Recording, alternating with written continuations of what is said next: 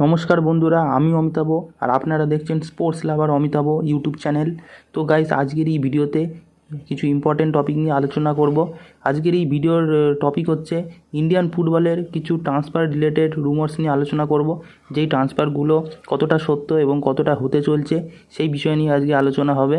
তো ভিডিওটা ইন্টারেস্টিং হবে, অবশ্যই আমার ভিডিওটা পুরোটা দেখতে থাকো, অনেক কিছু জানতে পারবে। তো শুরু করা যাক কিয়ান নাসিরিকে নিয়ে। কিয়ান নাসিরিকে তো তোমরা সবাই জানো, মোহনবাগানের একজন ইয়ংগেস্ট ফুটবলার, এবং কিয়ান নাসিরি মোহনবাগানের হয়ে অনেক গোলও করেছে। কিয়ান নাসিরি হলেন সেই প্লেয়ার যিনি মোহনবাগান ভার্সেস ইস্ট বেঙ্গলের মানে ডার্বি ম্যাচে মোহনবাগানের হয়ে হ্যাটট্রিক করে মোহনবাগানকে ম্যাচ জিতিয়েছিলেন। তো এই সেই কিয়ান নাসিরি, কিন্তু একটা কথা যেটা হচ্ছে এইবারে কিয়ান নাসিরি এই সিজন অবধি থাকবে। তবে কিয়ান নাসিরির সাথে চেন্নাই এফসির কিছু কথাও হয়েছে যে এই সিজনের পর থেকে হয়তো পরের সিজনে যে ইন্ডিয়ান সুপার লিগটা হতে চলেছে সেখান থেকে হয়তো মানে সেই সময় থেকে কিয়ান নাসিরি আর মোহনবাগানের হয়ে নাও খেলতে পারে, কারণ চেন্নাই এফসি কিয়ান নাসিরিকে একটা ভালো অ্যাট্রাকটিভ অফার দিচ্ছে। তো যেটার পিছনে হয়তো যেতে পারে কিয়ান নাসিরি। তো মোটামুটি আমি বলতে পারি বর্তমানে ট্রান্সফার মার্কেটের পার্সেন্টেজ অনুযায়ী 70% তো যাওয়ার সম্ভাবনা আছেই কিয়ান নাসিরির। তো হয়তো আমরা আগামী মরশুম থেকে কিয়ান নাসিরিকে আর মোহনবাগানে দেখতে পাবো না। নেক্সট যাকে নিয়ে কথা বলবো সেটা হচ্ছে Jorge Pereyra Diaz, Mumbai city এফসির একজন অসাধারণ স্ট্রাইকার, আর্জেন্টিনা স্ট্রাইকার। তো কিন্তু হয়তো তিনি পরের মরশুম থেকে আর মুম্বাই সিটি এফসি হয়ে নাও থাকতে পারেন, কারণ এফসি গোয়াতে যাওয়ার এই মুহূর্তে সম্ভাবনা আছে 75% মতো সম্ভাবনা আছেই।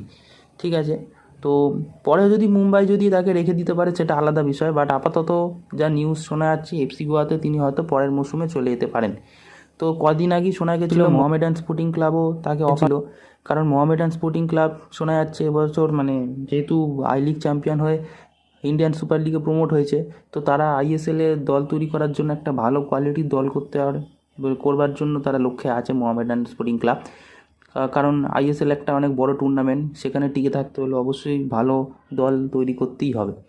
তো সেই লক্ষ্যেই ছিল মোহামেডান স্পোর্টিং ক্লাব। তো সেই জন্যে মোহামেডান স্পোর্টিং ক্লাব নাকি শোনা গেছিলো তারা আইএসএলের জন্য এই জর্জ পেরেইরা দিয়াজ ও রয় কৃষ্ণকেও নাকি অফার করতে চাইছিল। তো এই মুহূর্তে রয় কৃষ্ণকে অফার করতে চেয়েছি কি চাইনি সেই বিষয় নিয়ে আপাতত কিছু জানি না, কিন্তু জর্জ পেরেইরা দিয়াজকে কিন্তু অফার করেছিল।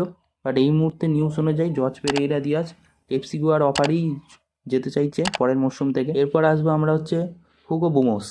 হুগো বুমোসের কথা তো আপনারা সবাই জানেন। হুগো বুমোস এখনও পর্যন্ত কিন্তু মোহনবাগান দলের সাথেই আছে, বাট হ্যাঁ, মোহনবাগান দলে আর খেলছে না কারণ তাকে আনরেজিস্টার্ড করা হয়েছে। কারণ জনি কাউকু এই মুহূর্তে খুব ভালো ফর্মে আছে, এবং জনি কাউকু যে ভালো খেলছে, এমন যে ম্যাজিক্যাল পাসগুলো দিচ্ছে যেগুলো মোহনবাগান দলে সত্যি একটা অসাধারণ ইম্প্যাক্ট ফেলছে। তো এই কারণেই আপাতত আর হুগোর সেই ফর্মটা আর বহুদিন ধরে পাওয়া যাচ্ছে না। তো সেই কারণেই হাবাস হুগোকে বাদ রেখে জনি কাউকুকে ফিরিয়ে এনেছিল, আর ফিরিয়ে এনে অবশ্যই আমাদের কাজেও লেগেছে। তো এখন যেহেতু হুগো বুমোসও সত্যি একজন বড় প্লেয়ার, হুগো বুমোসের মতো একজন বড় প্লেয়ার যেহেতু এখন আপাতত আনরেজিস্টার্ড হয়ে আছে, হয়তো পরের মরশুম থেকে আর জনি কাউকুর যে এখন ফর্ম আছে তারা জনি কাউকেই রেখে দেবে, হুগো বুমোসকে হয়তো ছেড়ে দিতে পারে।